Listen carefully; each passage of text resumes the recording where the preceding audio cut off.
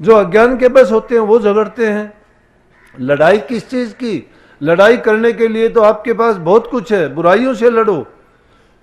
उन बुराइयों से जब लड़ोगे, बुराइयों को तुम पछाड़ दोगे, उनसे तुम विजय प्राप्त कर लोगे, तो तुम्हें सूरवीर कहा जाएगा, इंद्रिय जीत हो जाओगे। तो जब इंद्रियों को जो विजय कर लेता है तो समझो पूरे संसार को ही जीत लिया। जिस मन को तुम बुरा बताते हो, मन तुम्हारा मित्र बन जाएगा। उसको मित्र बनाना नहीं चाहते। मन को जब खुला छोड़ दोगे, जब तक ये खुला है, भागता है, इंद्रियों के पीछे भागता है, स्वादों के पीछे भागता है, दुनियादारी की चीजों के पीछे ये सोचता है कि इनमें मुझे खुशी मिलेगी, शांति मिलेगी, लेकिन ना उनमें खुशी है ना शांति है। जो चीज मिलेगी, यही मन जब अंदर में सिमट जाएगा, बारी दौड़ धूप इसकी खत्म हो जाएगी, संसार के पदार्थों की तरफ से ये अपने ध्यान को हटा के और प्रभु की भक्ति और सतगुरु के चरणों की ओर जब जोड़ देगा तो इसको सब कुछ मिल जाएगा। यही संदेश रविदास जी ने भी दिया है। वो कहते जाति पाति पूछे रही कोई, हरि को भजस हरि का हुई। कहने लगे अगर जाति पाति पूछते तो मैं तो रविदास जी चमार जाति से था, लेकिन पंडित लोग मेरे पांव पूछते हैं। और वो कहते भी हैं इस चीज को कि अगर कोई गुण विहीन ब्राह्मण है उसके पांव मत पूजो। अगर कोई गुण, जिसके पास गुण है, गुण प्रवीण है, वो चाहे अछूत है, चाहे वो नीची जाति से है, उसके तुम पांव पूजो, क्योंकि उसमें गुण है। जिसमें गुण है वही ब्राह्मण है, जिसमें गुण नहीं है वही नीच है। चाहे वो ऊंची जाति में पैदा होने वाला ऊंचा नहीं होता, ऊंचे काम करने वाला, बड़े काम करने वाला, पवित्र विचार रखने वाला ही बड़ा होता है। और प्रभु को भी वही प्यारे होते हैं। प्रभु के जितने भी तुम देखोगे, नहीं तो ये गरीब लोगों का, जिनके पास निर्बल लोगों का तो कोई पूछने वाला ही नहीं होता। लेकिन प्रभु के दरबार में या जिन लोगों ने भी भक्ति करी, चाहे वो किसी भी हालत के कारण, या तो संसार की चीजें नहीं रही, उन्होंने जिनके पास कमी रही वो प्रभु की भक्ति की ओर लगे, मजबूर होके लगे। क्यों? वो चीज तो उनको दुनिया के पदार्थ जब नहीं मिले। इसी प्रकार से जब हम दुखी भी होते हैं, किसी चीज की कमी होती है, हमें गुरु याद आता है, हमें अपना धर्म याद आता है, हमें अपने इष्ट याद आते। दुख के समय, सुख के समय याद कोई नहीं आता। सुख के समय क्या होता है? भूल जाते हैं, गाफिल हो जाते हैं, हम अभिमानी बन जाते हैं कि मुझे क्या जरूरत है ये चीजें करने के लिए, कि मेरे पास सब कुछ तो है। कुछ लोगों को ऐसे कहता, लेकिन हम संतों के पास क्यों जाते हैं? कि हमारी संसार की चाह पूरी हो जाए। मैं तो कहता हूं कि संसार की जरूरतों को लेके संतों के पास जाओगे तो सत्संग भी तुम्हारे लिए संसार बन जाएगा, क्योंकि संसार की चीजों के लिए गए हो। लेकिन अगर तुम भक्ति के लिए जाओगे, तुम मुक्ति प्राप्ति के लिए जाओगे, तो निश्चित रूप से तुम्हें मुक्ति मिलेगी और मुक्त हो जाओगे। फिर तुम्हारे लिए वही चीज तुम्हें पवित्र करने वाली बन जाएगी। लेकिन हमारी चाहना क्या? एक लड़के का एक दिन एक पत्र आया और उस पत्र में पूछा, उसने कहा कि मैं सत्संग में ये सोच के आया था, गुरु मैंने ये सोच के बनाया था कि मेरी इच्छाएं पूरी हो जाएंगी सारी, मुझे अच्छी नौकरी मिल जाएगी और जो भी कुछ मैं करना चाहता हूँ वो मेरा काम हो जाएगा।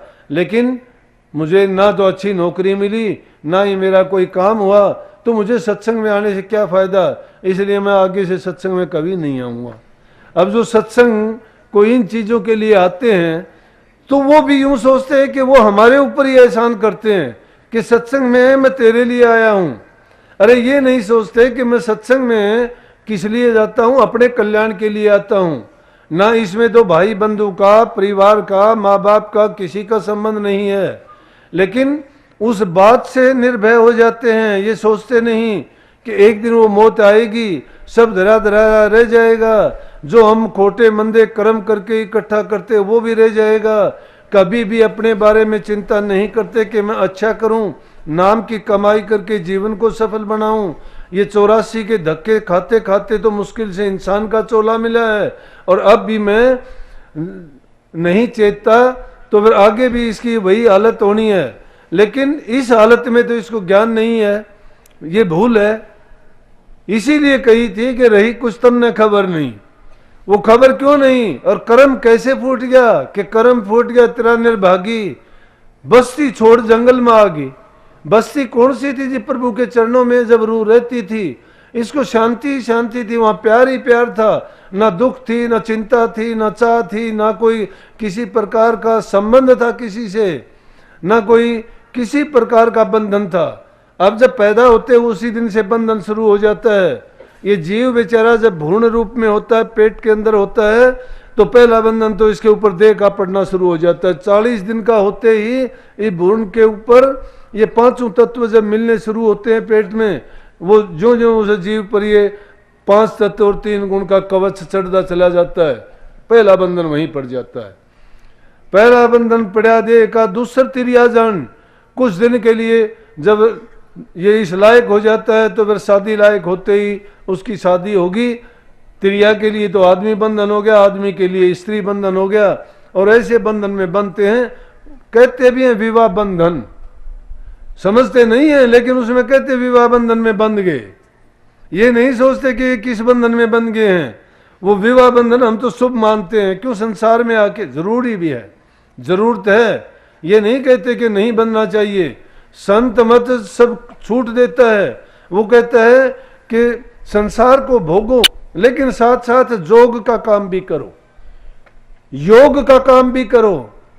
अपनी रूह को पवित्र बना के इसको संसार में ना फंसाओ, क्योंकि दुनिया में आए हैं हम किसी न किसी रूप में, किसी से कुछ लेना है, किसी से कुछ देना है। वो हिसाब किताब करते हुए, लेकिन हिसाब कैसा? ठीक ठाक, ना किसी को कम देना, ना किसी का ज्यादा लेना। इसका मतलब काम करते जाओ, निष्काम भाव से करो। कम देने का मतलब नहीं है कि जिसका जो कर्जा लेके आए वो कर्जा पूरा करो। नया कर्जा चढ़ाने की जरूरत नहीं है, ये धीरे धीरे चला जाएगा, नहीं तो ये उम्र बीत जाएगी, समझ आएगी नहीं। और जब आखिरी वक्त आएगा, जब वो मौत जब आके खड़ी होगी और लेके चली जाएगी, तो कुछ भी नहीं रहेगा। जब जाके पेशी पड़ती है, वहां हम कुछ जवाब भी नहीं दे सकते। जवाब क्यों नहीं दे सकते?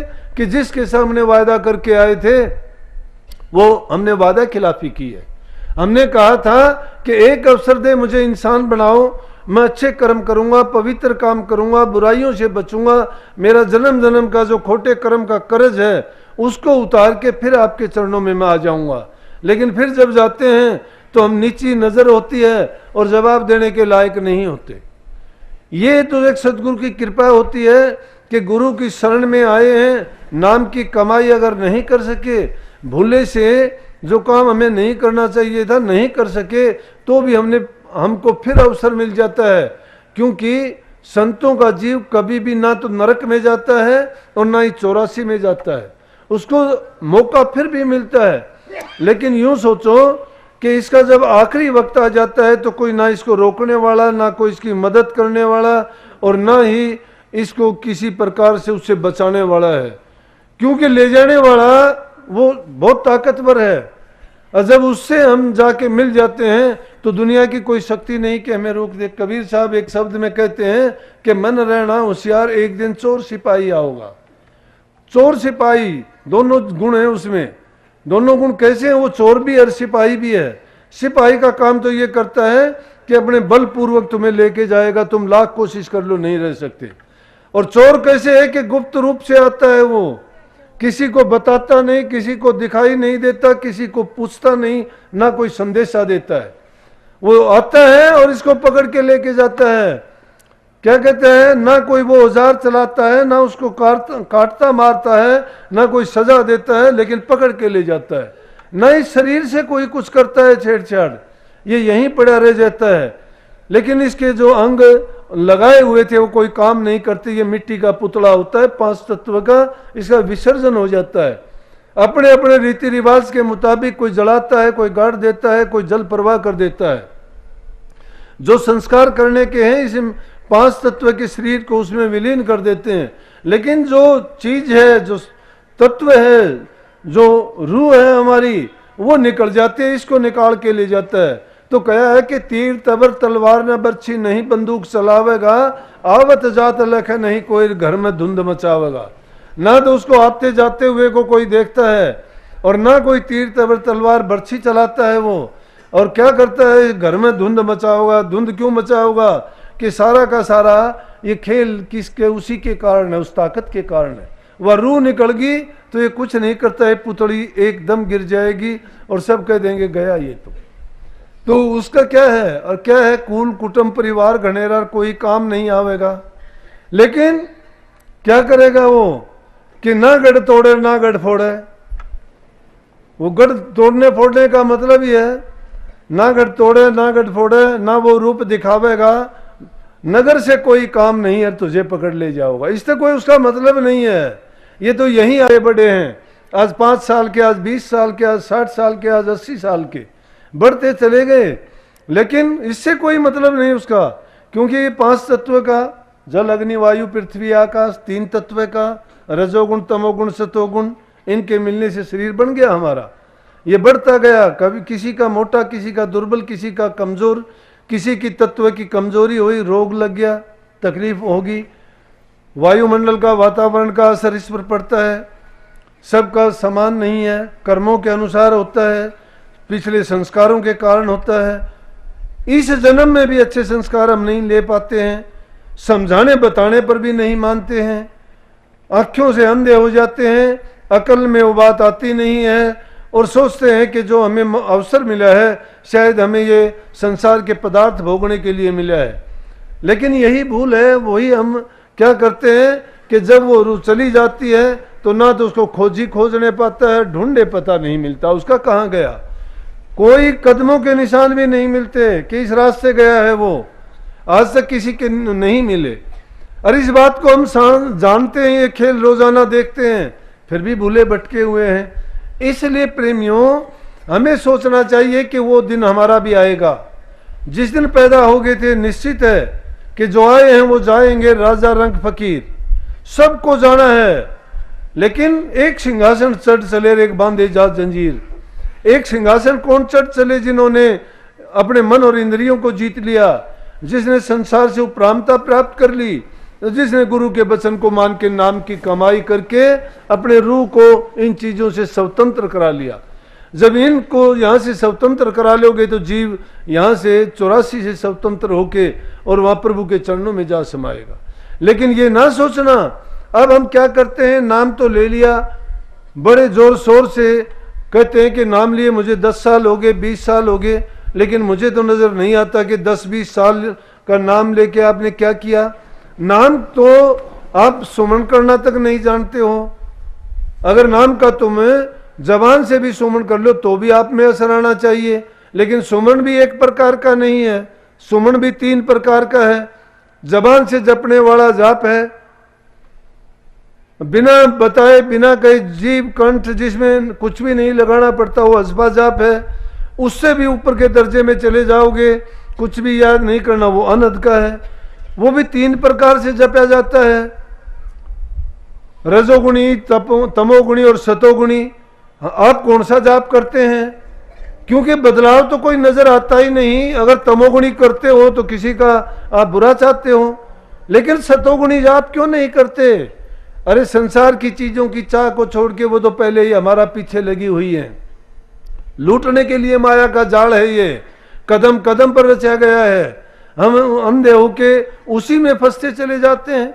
बताओ कित फंदा कित पार धीर कित वो मृग चरे की धरती का तोड़ा हो गया, फंदे मान गिरे। उस मृग के लिए क्या है कि पारधी ने कहाँ फंदा लाया है, बहुत बड़ी जमीन है, भूमि है, वो कहीं भी भाग जाता, लेकिन क्या बात है कि वो फंदे की तरफ क्यों चले आता है? ये जीव भी इसी उसी हिरण की भांति है, जो काल और माया ने फंदे लगाए उसी में जाके फंसता है। इसलिए उन फंदों से बचने के लिए जो सतगुरु ने अमर दवाई दी है, जिससे कही अमर दवाई जिसको मिल जाती है, जो जीव को अमर कर देता है। ये अमर की कहानी पहले भी सुनी होगी कि भाई अमर कैसे हो जाता है। अमर ये नहीं होता, शरीर अमर कभी नहीं होता, शरीर तो यहाँ आके बना है। अमर हो जाता है रूह। अमर का मतलब जो मरता नहीं है, ये रूह मरती नहीं, कटती नहीं, जलती नहीं, परमात्म रूप है, ये उसी का अंश है। ये कबीर साहब ने कही ना कि हम ना मरा मरे संसारा, हमको मिले जीवामन हारा। कि हम क्यों मरा अगर परमात्मा नहीं मिटता तो हम भी नहीं मरेंगे, क्योंकि परमात्मा में जो गुण है वो रूह में भी गुण है। लेकिन क्या है कि ये इसे माया और काल के देश में आके भ्रम में पड़ने के बाद भूल में बंधी हुई है, इसलिए ये सोचती है कि मैं ही मरती हूं और मैं ही जन्म लेती हूं। ये उस कर्म से बंधी जरूर है, जिस शरीर में रह के ये बंधी हुई है, उसके कर्म के निमित्त इसको फिर बार बार आना पड़ता है, कर्म का कर्जा इस पर चढ़ता चला जाता है, इसलिए कर्म से बरी नहीं होती है। ये भेजी गई थी सिर्फ इसी बात के लिए, लेकिन यहाँ आने के बाद अपना निज घर भूलने के कारण इसको दुख और कष्ट झेलने पड़ते हैं। इसीलिए संत परमात्मा का उपदेश लेके इस संसार में आते हैं, उन भटके हुए जीवों को रास्ता दिखाने के लिए। क्यों कि प्रभु कहता है कि उनको भेजा गया था कुछ समय के लिए, लेकिन वो तो उस संसार को सत्य मानने बैठे हैं, उस माया में पड़ के वो अपने निज घर को भूल चुके हैं। जाओ और उनको संदेश दो, उन बुराइयों से निकलने का रास्ता दिखाओ और उनको वापस अपने घर में लाने का इंतजाम करो। लेकिन संतों की बात सुनते नहीं है, सुनते हैं तो सत्य नहीं मानते हैं। अगर संतों की बात में यकीन हो, विश्वास हो, भक्ति श्रद्धा की है, श्रद्धा अगर तुम्हारी पक्की है, विश्वास तुम्हारा दृढ़ है, तो तुम्हारे सारे काम पूरे हैं। तुम विश्वास नहीं करते हो, तुम्हारा अपने आप पर ही विश्वास नहीं है। तुम्हारा अपने आप पर विश्वास हो तो गुरु की बात पर भी विश्वास होगा, और जिसका विश्वास होगा उसका सारा काम निश्चित रूप से होगा। क्योंकि मन की शक्तियों का एकाग्र करना ही किसी चीज को हासिल करना है। हमारी मन की वृत्तियों का बिखराव है इंद्रियों के द्वारे से, हम भटकते रहते हैं, कभी किसी और कभी किसी और। लेकिन मन को रोक के अगर एक ही जगह लगा दे, जैसे कबीर साहब ने कहा, मन के लगाए पिया पावे जी कोई, इस विध मन को लगावे। इस विध मन को लगावे, किस विध मन को लगावे कि जिस प्रकार से जैसे नटवा चढ़े बांस पे और सुरत बांस में लगावे। नट के ऊपर मैंने और कहीं भी देखा है, एक तार पर आदमी चलता हुआ इतनी ऊंचाई पर देखा कि वो अपनी उंगली से मोटा तार नहीं, और उसके ऊपर से इंसान चलता है। कौन सा सहारा है उसके पास? सहारा है कि उसकी मन की एकाग्रता, अपने शरीर को ऐसा साध लेता है। अरे हम दुनियादारी के, योग के, दूसरे साधनों को, शरीर को भी ऐसा साध लेते हैं, कितने कितनी क्रियाएं करते हैं। इसी प्रकार से ये तो बाहर का साधन है। मन को भी अगर अंदर में इस प्रकार से साध लें, मन को इस तरह से लगा लें कि जिसमें कई बात कही है, मन के लगाने के कारण स्त्री अपने पति के साथ जिंदा जल जाती है, बिना मन के लगाए सारी की सारी शक्तियों को अपने मन में लगा देती है, उसको अपनी परवाह नहीं होती शरीर की। युद्ध के मैदान में सूरवीर जाके आगे की तरफ कदम रखता है, उसको दिखाई देता है कि मौत सामने है, फिर भी मौत से नहीं डरता है, क्योंकि उसकी मन की वृत्ति उस समय जिस चीज में लगी हुई है उसका सारा ध्यान उसी में है। इसी प्रकार से भक्ति भी है, नाम का सिमरण करते करते अपने आप को, अपने मन में इतनी एकाग्रता लेके आओ। कभी जब समय मिलता है तुम्हें ध्यान करने का, अभ्यास करने का, तो अभ्यास इसी चीज का करो कि मन तुम्हें भटकाएगा, और बार बार इसको घेर फेर के अंदर में जब लाओगे और टिकाओगे तो तुम्हें अपने आप जिन चीज़ों को तुम चाहते हो कि मुझे शब्द भी सुनाई दे, प्रकाश भी दिखाई दे, मुझे नूरी रूप गुरु का दिखाई दे, मैं कहता हूँ ये तो छोटी बात है, ये तो छोटी बात है। खुद आजमाने का जब कोशिश करोगे, अभ्यास करोगे, उस रास्ते पर चलोगे, और उसके लिए सीधा सुगम रास्ता है कि जब भी तुम अभ्यास में बैठते हो, सुमन तो तुम कभी भी कर सकते हो, अपने मन को सुमन में लगाए जब रखोगे, धीरे धीरे करके तुम्हें उसकी आदत पड़ जाएगी, फिर करने की जरूरत नहीं होती है आदमी को, फिर तो काम करते करते भी करोगे, सोते सोते भी वही होगा, उठते बैठते भी वही होगा। जब तुम सपने में भी अगर जागोगे, सपने में भी कोई ख्याल आएगा तो भी आपको वही आएगा, नींद में से उठ के दोबारा सोओगे तो भी आपको वही रहेगा। इस प्रकार से जब तुम अपने आप को उस नाम में जोड़ दोगे कि उठत बैठत सोवत जागत, है तो ये अवस्था थोड़ी नीचे की, लेकिन ध्यान की अवस्था जब होगी, और ध्यान में जब बैठते हो, सब अपने ख्यालात को हटा दो, सब विचारों को एक तरफ छोड़ दो, किसी भी बात को ना सोचो, सिर्फ एक ही बात अपने मन में धार के बैठो कि मुझे उन नूरी रूप के दर्शन करने हैं, और जो दूसरी बातें मेरे ख्यालात में आती हैं, मन में आती हैं, मैंने उनकी ओर कोई ध्यान नहीं देना। आएंगी वो, जरूर आती हैं, सबको आती हैं, लाख कोशिश करने पर भी आती हैं, लेकिन जब तक उन ख्यालों को आप धीरे धीरे करके नहीं काटते चलोगे, उनकी ओर से ध्यान नहीं हटाओगे, आप पूछोगे क्यों आती हैं?